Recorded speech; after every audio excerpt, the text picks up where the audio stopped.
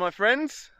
It's a beautiful fresh day and I'm extremely grateful to be able to spend it out in this beautiful forest, enjoying the fresh air and nature as a whole. So today I thought I'd make a video celebrating the infamous Stinging Nettle.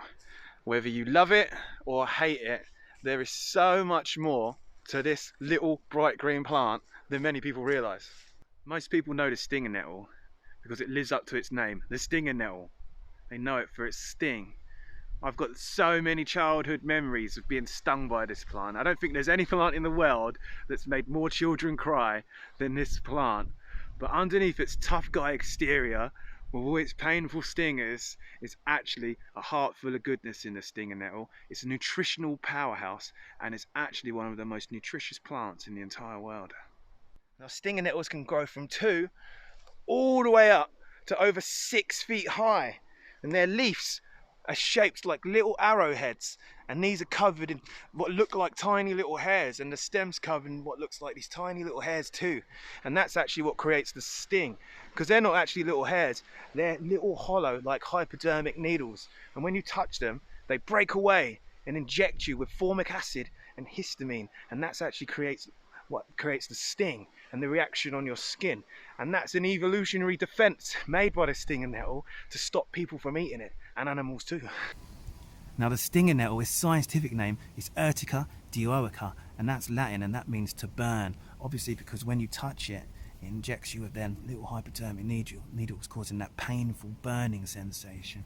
But did you know, if flesh is already in pain and a Stinging Nettle stings it, it has a counter-irritant effect and actually brings relief instead of pain. Crazy, huh? The Stinging Nettle has been used not just for its nutritional benefits, but for its medicinal purposes too for thousands of years. The ancient Egyptians used it to treat arthritis and lower back pain, whereas the Romans, when they was invading countries with colder climates, and on the cold nights camping out, they'd rub Stinging Nettles all over their body as a way of keeping warm. I can't say I'd personally like to try that one that much. In ancient Europe, they used it as a diuretic. This whole plant is edible. The leaves are edible, the stem is edible, and the roots are edible. It's used as herbal remedies. It's used for its fibre. You can make rope from it, and it's been used for dyes for such a long time. In World War II, the children used to collect Stinging Nettles so they could use it to make green camouflage dye. The nettle itself makes green dye, but the nettle roots also actually makes yellow dye. How cool is that? There's so many ways that you can eat this amazing little plant. So many recipes out there. You can make it into a simple tea and you'll get all the goodness in your tea. You can make it into a cake, into pesto, into pasta. You can even make Stinging Nettle beer. But my personal favourite is Stinging Nettle soup, because it honestly tastes amazing. And once you eat Stinging Nettle soup once, you'll never look back, because it's just as good as anything that you'd buy in the shop.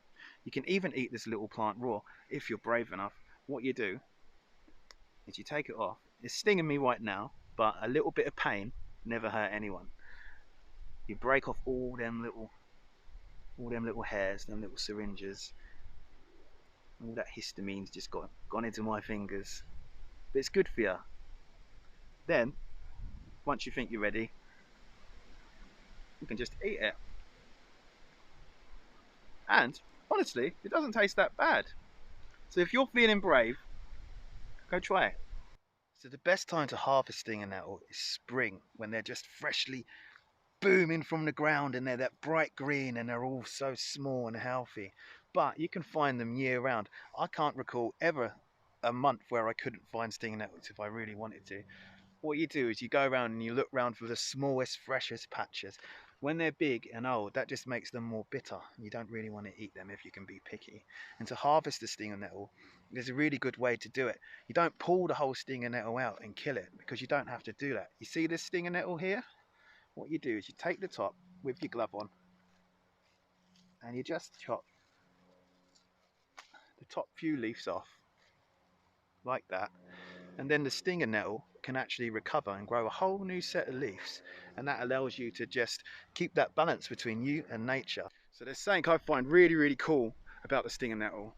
Like the fireweed, if you know how to look, it can give you a little bit of an insight into the past, because you see, I'm standing on this log and it's been all chopped up, and around this log you can see it's much more thicker with Stinging Nettles, and that's because Stinging Nettles grow much more abundantly where people have been and they've left waste. So say for example in the middle of this field here, imagine that there's a big patch of stinging nettles. Sometimes you come across a big random patch of stinging nettles like that in the middle of the field. That's actually a really strong indication that once upon a time, somewhere in the past, there was a settlement there. And even though the settlement's gone, all the nutrients and that are left under the ground are still feeding the stinging nettles. So you can see where there used to be things. The stinging nettle is one of the most nutritious plants on planet Earth.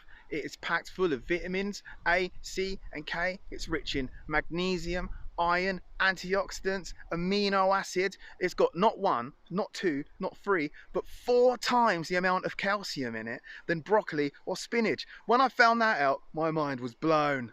So if you're like me and suffer with hay fever or any other allergies, you can actually use stinging nettle to treat it, because when you take stinging nettles, it helps block the body's histamine receptors, and that in turn stops the immune system from creating the chemicals that create the allergy symptoms of sneezing and itchy eyes.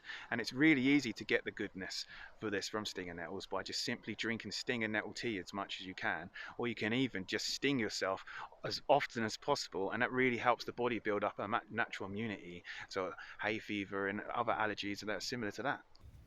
The stinger nettles are actually a really important food source for butterflies, and young ladybirds live on them whilst they grow up, because it's like a protective little castle for them to live in to reduce their chances of being eaten by wildlife.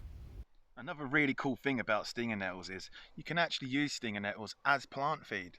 If you take some stinging nettles and put them in a bucket of water and leave them for 10 days, that actually makes a really nitrogen rich plant fertilizer that you can use to feed all your plants. So anyways, if you're out foraging stinging nettles, or any other plants for that matter, then always make sure to get them from non-polluted sites. Like, don't get your plants from the side of busy roads and things like that, because they get covered in pollution. You don't want to put that horrible stuff in your body. And always make sure to forage responsibly, because we've got to share this good green earth with all these other weird and wonderful creatures. Stinging nettle to me makes a good life metaphor, really. We're all very quick to put our stingers up and say, don't touch me, but inside, we're all right. As usual, thank you all so much for watching. I really appreciate all of you coming to this channel and liking and commenting and subscribing, and I really hope to see you all back here next time. Peace.